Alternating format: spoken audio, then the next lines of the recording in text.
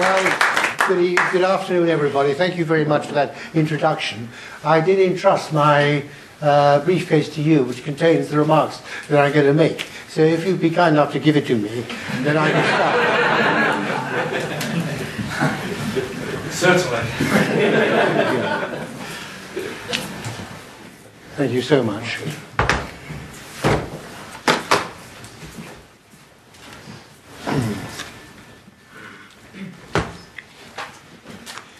Right. It struck me increasingly that there's something rather odd about the global warming debate, or the climate change debate, as we are now expected to call it, since global warming is for the time being ground to a halt. I have never, throughout my life, throughout my career, shied away from controversy, nor, for example, as Chancellor, have I ever worried about being unpopular if I believed that what I was saying and doing was in the public interest. But I have to say that I've never in my life experienced the extremes of personal hostility, vituperation and vilification, which I, along with other dissenters, of course, have received for my views on global warming and global warming policy. For example, according to the Climate Change Secretary Ed Davey, the global warming dissenters are, without exception, willfully ignorant, and in the view of the Prince of Wales, we are headless chickens. And these are senior figures who watch their language. The abuse I received after appearing on the BBC's Today show last month was far less restrained. Both the BBC and I received an orchestrated barrage of complaints to the effect that it was an outrage that I was allowed to discuss the issue on the programme at all.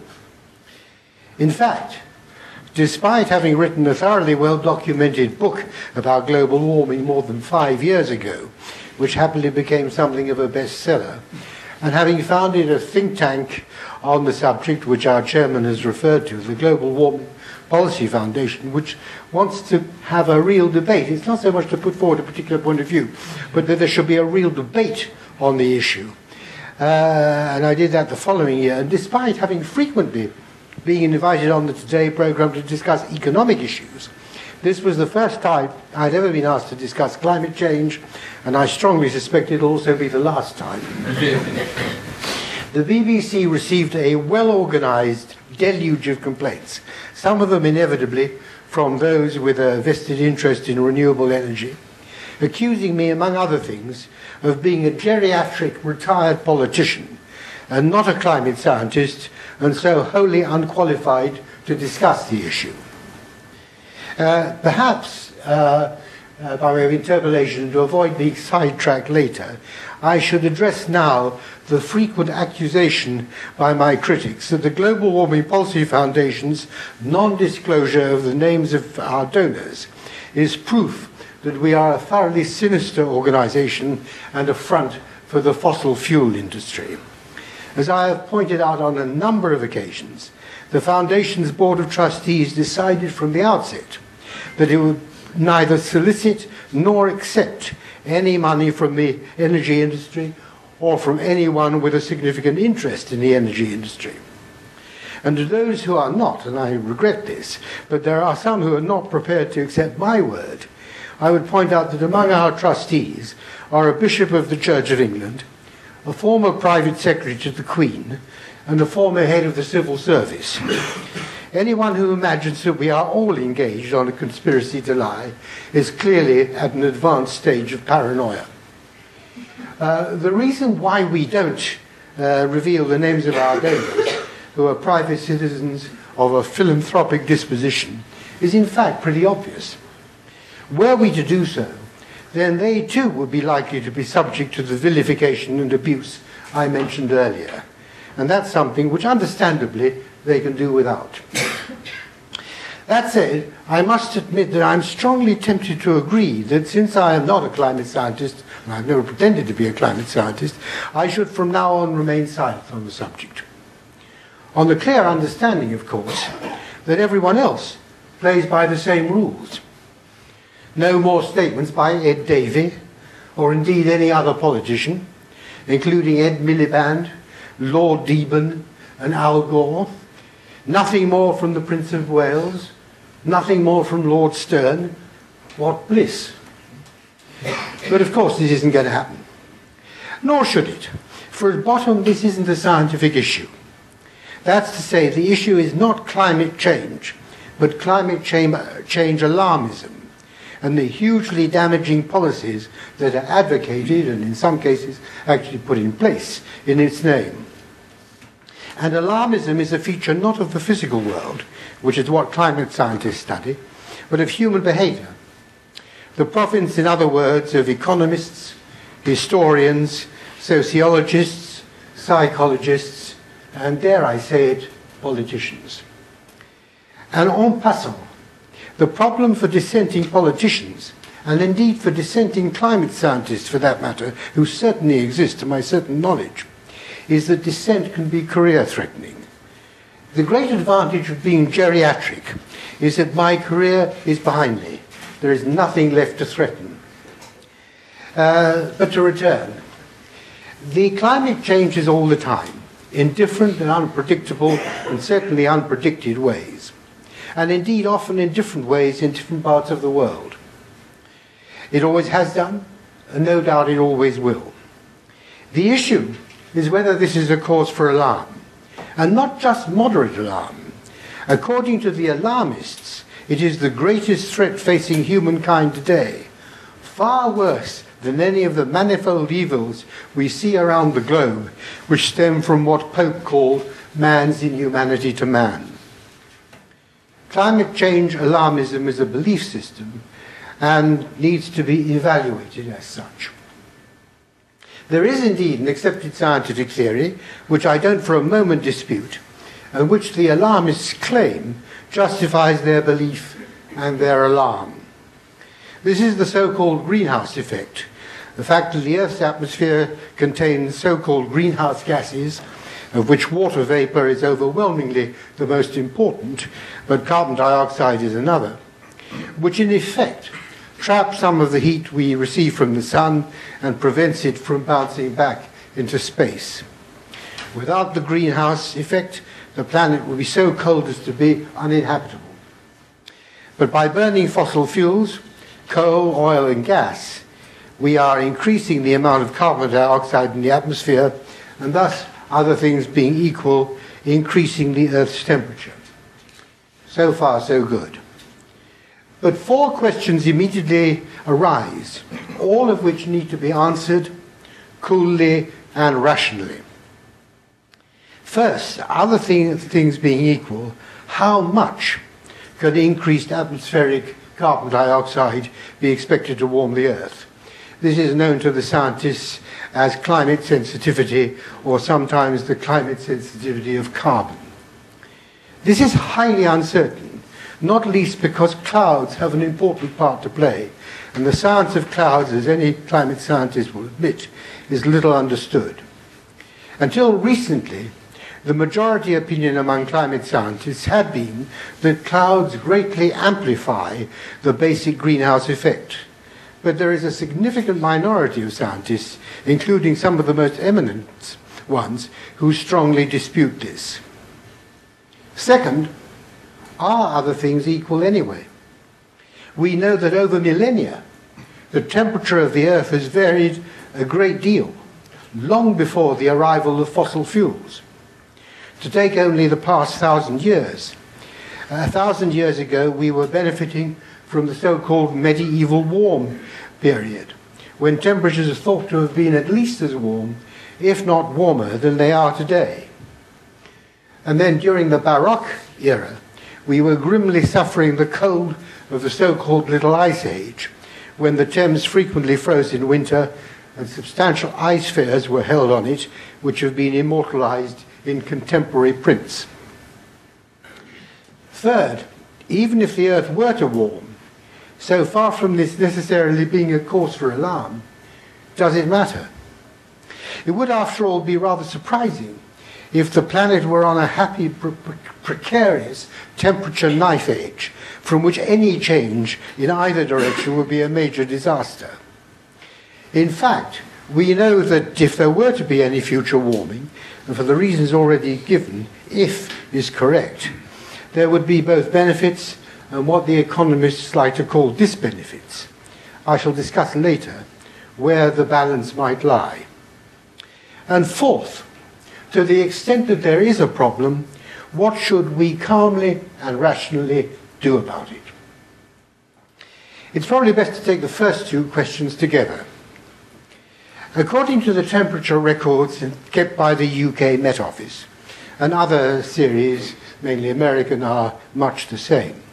Over the past 150 years, that is, from the very beginnings of the Industrial Revolution, mean global temperature has increased by a little under a degree centigrade. According to the Met Office, 0.8 of a degree centigrade.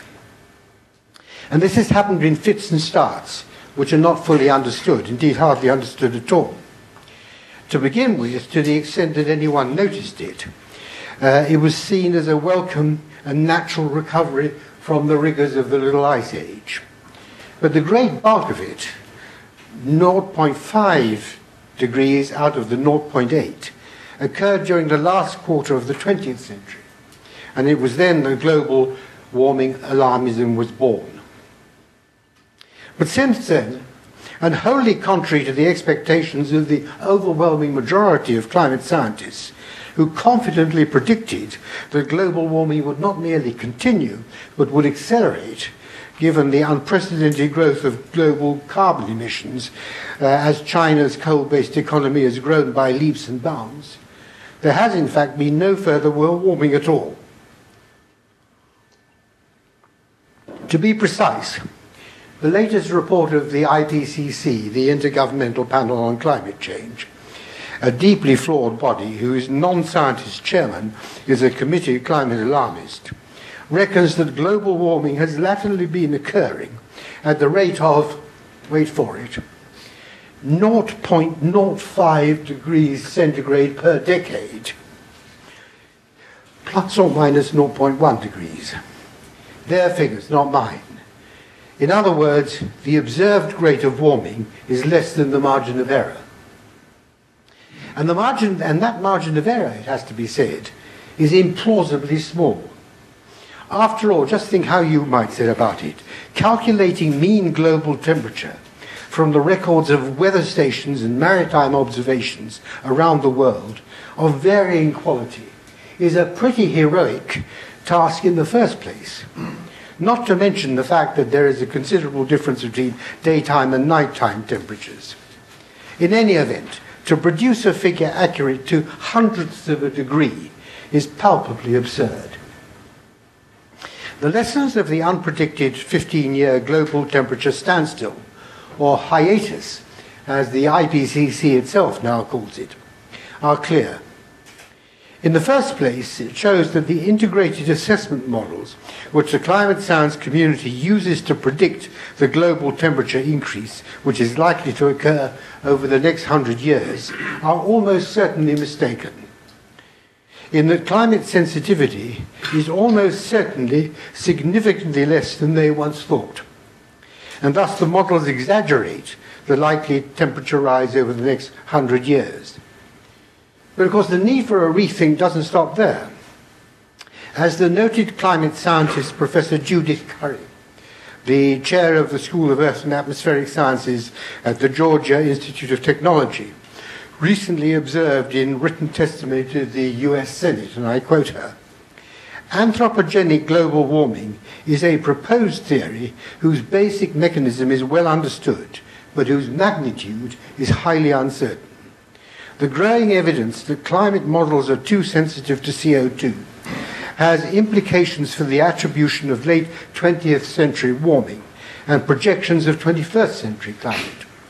If the recent warming hiatus is caused by natural variability, then this raises the question as to what extent the warming between 1975 and 2000 can also be explained by natural climate variability." End of quotation. It is true that most members of the climate science establishment are reluctant to accept this and arguing that the missing heat must have gone somewhere, and the front runner of their post hoc explanations is that it's probably gone, it must have gone, they say, into the very cold ocean depths, only to be released later. This is, however, highly conjectural. Assessing the mean global temperature of the ocean depths is, unsurprisingly, even less reliable by a long way than the surface temperature record. And in any event, most scientists reckon that it will take thousands of years for this missing heat gradually to be released to the surface. In short, the CO2 effect on the Earth's temperature is probably less than was previously thought, and other things, that is, natural variability and possibly solar influences, are more significant than has hitherto been assumed. But let us assume that the global temperature hiatus does at some point come to an end, and a modest degree of global warming resumes. How much does this matter? The answer must be, I believe, that it matters very little. There are plainly both advantages and disadvantages from a warmer temperature, and these will vary from region to region, depending to some extent on the existing temperature of the region concerned. And it's helpful in this context that the climate scientists themselves believe that the global warming they expect from the increased atmospheric CO2 will be greatest in the cold polar regions and least in the warm tropical regions, and will be greater at night than in the day, and greater in winter than in summer. Be that as it may, studies have clearly shown that overall, the warming that the climate models are now predicting towards the end of this century, and I referred to these models earlier, and I will come back to them later, is likely to do more good than harm. This is particularly true in the case of human health, a rather important dimension of well-being.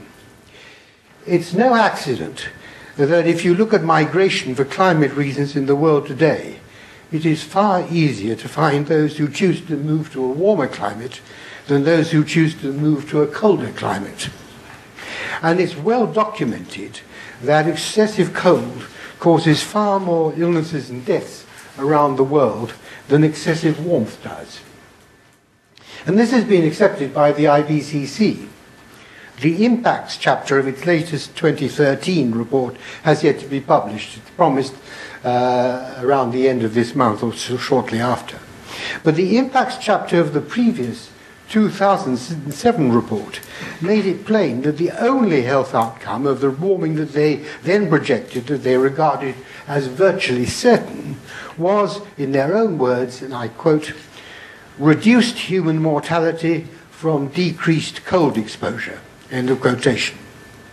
Since the only significant difference between that report and the latest report is that there is now a grudging acceptance that the warming over the next 100 years is likely to be slightly less than they had previously thought, there is no reason to suppose that this conclusion no longer applies. Moreover, the IPCC conspicuously fails to take into account what is almost certainly far and away the most important dimension of the health issue. And that is, quite simply, that the biggest health risk in the world today, particularly, of course, in the developing world, is poverty. We use fossil fuels not because we love them or because we are enthralled to the multinational oil companies, but simply because they provide far and away the cheapest source of large-scale energy and will continue to do so, no doubt not forever, but for the foreseeable future. And using the cheapest source of energy means achieving the fastest practicable rate of economic development and thus the fastest elimination of poverty in the developing world. In a nutshell, and on balance, and it is on balance, global warming is good for you. This is closely linked to the other most important aspect of the possible consequences of global warming, its impact on food production around the world. Once again, the IPCC's verdict is clear. To quote from its 2007 report, and I quote, "Globally, the potential for food production is likely to increase with increases in local average temperature over a range of 1 degree centigrade to 3 degrees centigrade, but above that it is projected to decrease. And the middle of the range of temperature increases that the latest 2013 report expects over the next 100 years is well within the 1 to 3 degrees centigrade bracket. Moreover, as in the case of health, the IPCC, in my judgment, understates the net benefit for food production from the warming it expects to occur in two distinct ways. In the first place, it explicitly takes no account of any future developments in bioengineering and genetic modification, which are bound to occur, which are likely to enable farmers to plant drought-resistant crops designed to thrive at warmer temperatures, should these occur. Second, and perhaps even more important, it takes no account whatever of another effect of increased atmospheric carbon dioxide, and one which is rather more certain and better documented than the warming effect, namely the stimulus to plant growth, what the scientists call the fertilization effect. Over the past 30 years or so, the Earth has become observably greener, and this has even affected some parts of the Sahel. And it is generally agreed that a major contributor to this has been the growth in atmospheric CO2 from the burning of fossil fuels. And this shouldn't come as a surprise. Biologists, and no doubt there are some here today, biologists have always known that carbon dioxide is essential for plant growth, and of course without plants there would be very little animal life, and certainly no human life on the planet. The climate alarmists have done their best to obscure this basic scientific truth by insisting on describing carbon emissions as pollution, which, whether or not they warm the planet, they most certainly aren't, and deliberately mislabeling forms of energy which produce these emissions as dirty. In the same way, they like to label renewable energy as clean, seemingly oblivious to the fact that by far the largest source of renewable energy in the world today is biomass, and in particular the burning of dung, which is the major source of indoor pollution in the developing world, and is conservatively reckoned to cause at least 1 million deaths a year. Compared with the benefits to both human health and food production from CO2-induced global warming, the possible disadvantages from a slight increase in either the frequency or the intensity of extreme weather events is very small beer. It is in fact still uncertain whether there is any impact on extreme weather events as a result of warming. Increased carbon emissions, which have certainly occurred, cannot on their own affect the weather. It is only warming that might. The unusual persistence of heavy rainfall over the UK during February, which led to considerable flooding, is believed by the scientists to have been caused by the wayward behaviour of the jet stream, and there is absolutely no credible scientific theory that links this behaviour to the fact that the Earth's surface is some 0.8 degrees centigrade warmer than it was 150 years ago. This hasn't stopped some climate scientists, such as the publicity-hungry chief scientist of the UK Met Office, Dame Julia Slingo, from telling the media that it is likely that climate change, by which they mean warming, is partly to blame. Usually, however, the climate scientists take refuge in the weasel words that any topical extreme weather event, whatever the extreme weather may be, whether it's the recent UK rainfall or last year's typhoon in the Philippines, is consistent with what we would expect from climate change. So what? It is also consistent with the theory that it's a punishment from the Almighty for our sins, which was the prevailing explanation of extreme weather events throughout most of human history. But that doesn't mean that there's the slightest truth in it. Indeed, it would be helpful if the climate scientists would tell us what weather pattern would not be consistent with the current climate orthodoxy.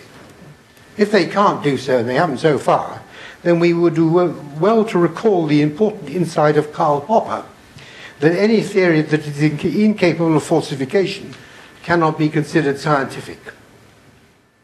Moreover, as the latest IPCC report makes clear, careful studies have shown that while extreme weather events such as floods, droughts and tropical storms have always occurred, overall there's been no increase in either their frequency or their severity.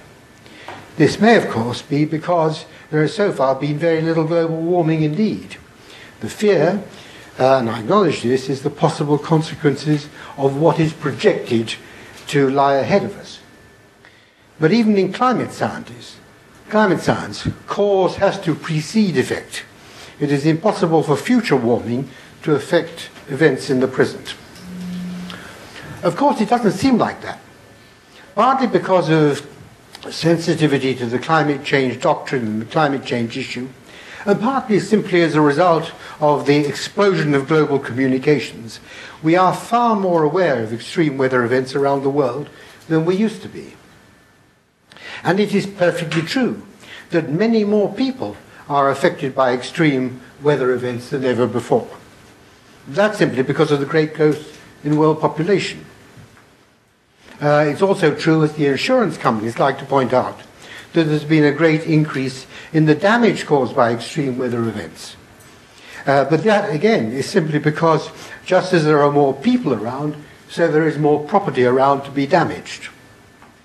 The fact remains that the most careful empirical studies show that so far at least, there has been no perceptible increase globally in either the number or the severity of extreme weather events. And as a happy coda, these studies also show that thanks to scientific and material progress, there has been a massive reduction worldwide in deaths from extreme weather events. I think it's relevant to point out at this juncture that there is an important distinction between science and scientists. I have the greatest respect for science, whose development has transformed the world for the better. But scientists are no better and no worse than anyone else. There are good scientists and there are bad scientists. Many scientists are outstanding people working long hours to produce important results. And I think many of them must be frustrated that political activists then turn these results into propaganda. Yet they dare not speak out for fear of losing their funding. Indeed, a case can be made for the proposition that today's climate science establishment is betraying science itself. During the period justly known as the Enlightenment, science achieved the breakthroughs which have so benefited us all by rejecting the claims of authority, which at that time largely meant the authority of the church, and adopting an overarching skepticism, insisting that our understanding of the external world must be based exclusively on observation and on empirical experiment. Yet today, all too many climate scientists, in particular in this country, come close to claiming that they need to be respected as the voice of authority on the subject, the very claim that was once the province of the church. So to the last of my four questions. To the extent that there is a problem, what should we calmly and rationally do about it? The answer is, or should be, a no-brainer. I mentioned earlier that a resumption of global warming, should it occur, and of course it might, would bring both benefits and costs. The sensible course is clearly to pocket the benefits while seeking to minimize the costs. And that is all the more so since the costs, should they arise, won't be anything new. They will merely be the slight exacerbation of problems that have always afflicted mankind. Like the weather, for example. Whether we're talking about rainfall and flooding, or droughts for that matter, in this country, or hurricanes and typhoons in the tropics. The weather has always varied, and it always will. There have always been extremes, and there always will be. That being so, it clearly makes sense to make ourselves more resilient and robust in the face of extreme weather events, whether or not there is an increase in the frequency or severity of such events. This means measures such as flood defences and sea defences, together with water storage to minimise the adverse effects of droughts in the United Kingdom, and better storm warnings, the building of levees, more robust construction in the tropics. And exactly the same is true in the field of health. Tropical diseases, and malaria is frequently, if technically inaccurately mentioned in this context, are a mortal menace in much of the developing world. It clearly makes sense to try and eradicate these diseases. And in the case of malaria, which used to be endemic in Europe, we know perfectly well how to do it. Whether or not warming might lead to an increase in the incidence of such diseases. And again, the same applies to all the other possible adverse consequences of global warming. Moreover, this makes sense whatever the cause of any future warming, whether it be man-made or natural. Happily, too, as economies grow and technology develops, our ability to adapt successfully to any problems which warming may bring steadily increases. Yet astonishingly, this is not the course on which our leaders in the Western world generally, and the United Kingdom in particular, have embarked.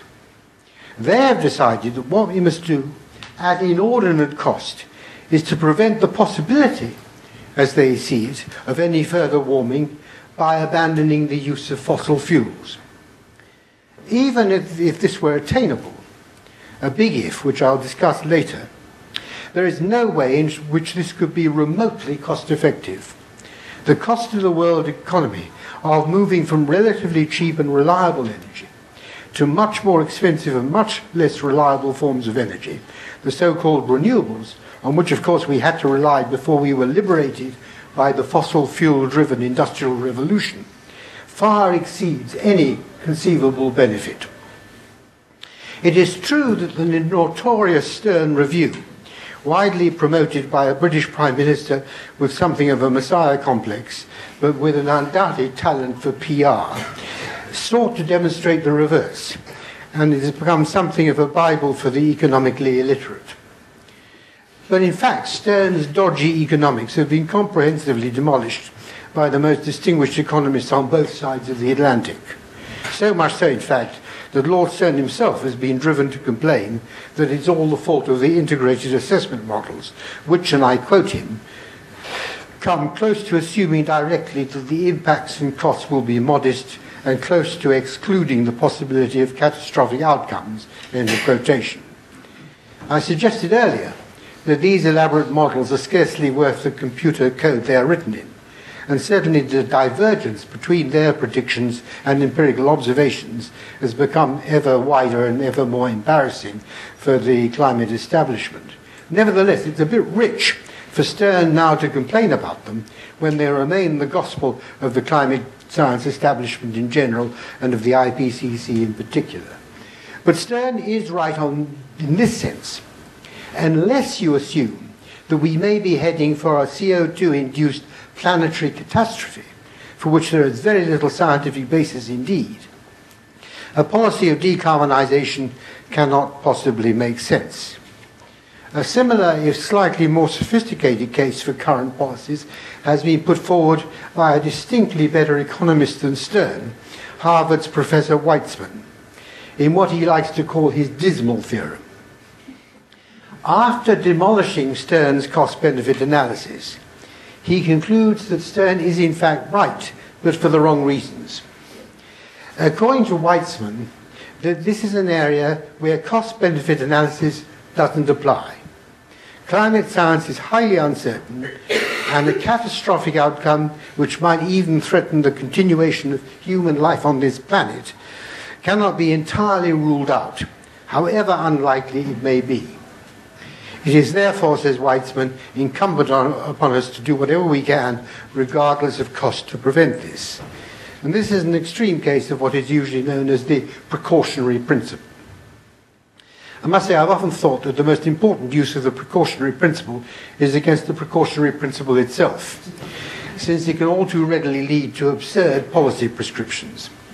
In this case, a moment's reflection would remind us that there are a number of possible catastrophes, many of them less unlikely than that caused by runaway warming, and all of them capable of occurring considerably sooner than the catastrophe feared by Weitzman. And there is no way we can afford the cost of unlimited spending to reduce the likelihood of all of them. In particular, there's the risk that the Earth may enter a new ice age. This was the fear expressed by the well-known astronomer Sir Fred Hoyle in his book Ice, the Ultimate Human Catastrophe. And there are several climate scientists today, particularly in Russia, concerned about this. It would be difficult, to say the least, to devote unlimited sums to both cooling and warming the planet at the same time, even if we knew how to do so. At the end of the day, this comes down to judgment. Weitzman is clearly entitled to his, but I doubt if it's widely shared, and if the public were aware that it was on this slender basis that the entire case for current policies rested, I would be surprised if they would support it, and rightly so. But there's another problem. Unlike intelligent adaptation to any warming that might occur, which in any case will mean different things in different regions of the world, and which requires no global agreement, decarbonisation can make no sense whatever in the absence of a global agreement. And there is absolutely no chance of any meaningful agreement being concluded. The very limited Kyoto Accord of 1997 has come to an end, and although there is the declared intention of concluding a much more ambitious successor, with a UN-sponsored conference in Paris next year, at which it is planned that this should happen, nothing of any significance is remotely likely, and the reason's clear. For the developing world, the overriding priority is economic growth, improving the living standards of the people, which means, among other things, making full use of the cheapest available source of energy, namely fossil fuels. The position of China, the largest of all the developing countries and the world's biggest and fastest growing emitter of carbon dioxide, is absolutely crucial. For very good reasons. There is no way that China is going to accept a binding limitation on its emissions. China has an overwhelmingly coal-based energy sector. Indeed, it has been building new coal-fired power stations hand over fist. And although it is now rapidly developing its substantial indigenous shale gas resources, another fossil fuel, its renewable energy industry, both wind and solar, is essentially for export to the developed world. It's true that China is planning to reduce its so-called carbon intensity quite substantially by 2020, quite rightly.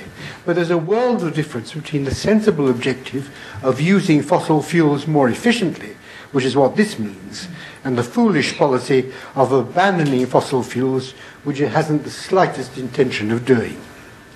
China's total carbon emissions are projected to carry on rising, and rising substantially as their economy grows. And this puts into perspective this country's commitment under the Climate Change Act to near total decarbonisation. The United Kingdom accounts for less than 2% of global emissions. Indeed, our total emissions are less than the annual increase in China's. Never mind, says Lord Deben, the chairman of the Climate Change Committee, we are in the business of setting an example to the world. Now, no doubt this sort of thing goes down well at meetings of the faithful and enables him and them to feel good. But there's little point in setting an example at great cost if no one's going to follow it. And around the world, governments are now gradually watering down or even abandoning their decarbonisation ambitions. Indeed, it's even worse than that. Since the United Kingdom has abandoned the idea of having an energy policy in favour of having a decarbonisation policy, there is a growing risk that before very long our generating capacity will be inadequate for our energy needs. If so, we shall be setting an example, all right, but it will be an example of what not to do. So how is it that much of the Western world, and this country in particular, has succumbed to the self-harming collective madness that is climate change orthodoxy. The history of how it came about is itself a fascinating story, which I have no time to go into here. It has, however, been well told by Rupert Darwell in his book, The Age of Global Warming, A History, which is due out in paperback later this month. What concerns me here is not how it happened, but why. And I think it's difficult to escape the conclusion that climate change orthodoxy has in effect become a substitute religion, attended by all the intolerant zealotry that has so often marred religion in the past, and arguably characterizes much of the most successful traditional religion, Islam, today. Throughout the Western world, the two creeds that used to vie for popular support, Christianity and the atheistic belief system of communism, are each clearly in decline. Yet people still feel the need both for the comfort and for the transcendent values that religion can provide. And it's the quasi-religion of green alarmism and global salvationism, of which the climate change dogma is the prime example, which has filled the vacuum with reasoned questioning of its mantras, regarded as little short of sacrilege. And the parallel goes even deeper. As I mentioned earlier, throughout the ages, the weather has been an important part of the religious narrative. In primitive societies, it was customary for extreme weather events to be explained as punishment from the gods for the sins of the people, and there's no shortage of this theme in the Bible either, particularly, but not exclusively, in the Old Testament. The main difference today is that we are more arrogant and don't require the intervention of the Almighty. As a result of heedless industrialization, it is argued within a framework of materialistic capitalism, we have directly, albeit not deliberately, perverted the weather and duly received our comeuppance. A rather more poetic version of this has been put forward by my good friend James Lovelock. It is, in his own words, the revenge of Gaia for the way in which we have been abusing her. There is another aspect too which may account for the appeal of this so-called explanation. Throughout the ages, deep in man's psyche, something has made him receptive to apocalyptic warnings that the end of the world is nigh. And almost all of us, whether we like it or not, are imbued with feelings of guilt and a sense of sin. How much less uncomfortable it is, how much more convenient to divert attention away from our own individual sins and reasons to feel guilty and to sublimate them in collective guilt and collective sin. Why does this matter? It matters, and it matters a great deal, in my judgment, on two quite separate grounds. The first is that it has gone a long way towards ushering in a new age of unreason.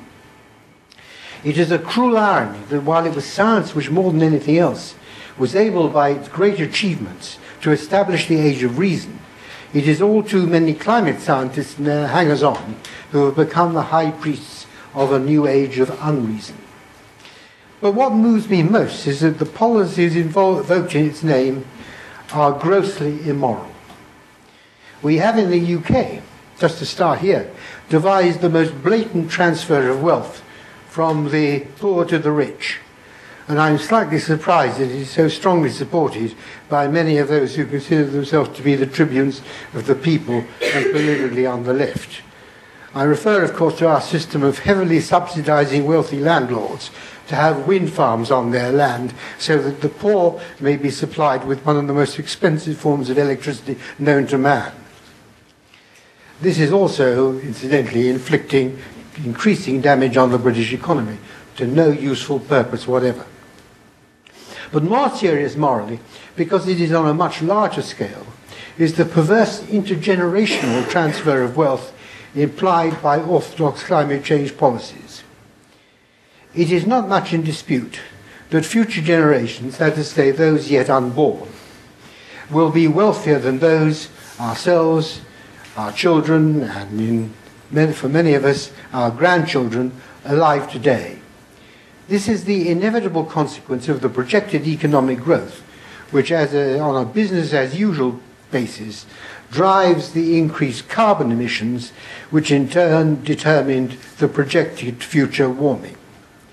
It is surely perverse that those alive today should be told that they must impoverish themselves by abandoning what is far and away the cheapest source of energy in order to ensure that those yet to be born, who will in any case be signally better off than they are, will be better off still by escaping the disadvantages of any warming that might occur. However, the greatest immorality of all concerns the masses in the developing world. It is excellent that in so many parts of the developing world, the so-called emerging economies, economic growth is now firmly on the march, as they belatedly put in place the sort of economic policy framework that brought prosperity to the Western world. Inevitably, they already account for and will increasingly account for the lion's share of global carbon emissions.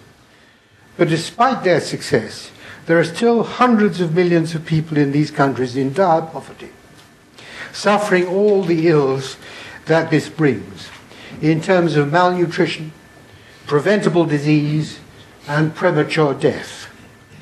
Asking these countries to abandon the cheapest available sources of energy is, at the very least, asking them to delay the conquest of malnutrition, to perpetuate the incidence of preventable disease, and to increase the numbers of premature deaths.